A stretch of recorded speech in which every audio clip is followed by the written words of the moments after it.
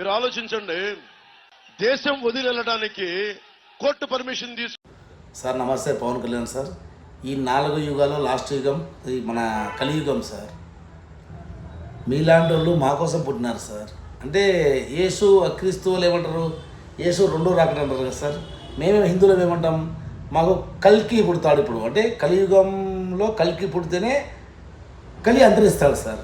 అంటే కల్కి భగవాన్ సార్. మీరు మా లెక్క ప్రకారం సార్ ఇన్ని కోట్లు వదిలిపెట్టి అది నమ్ముతారు నమ్మని ప్రజలకు తెలుసు సార్.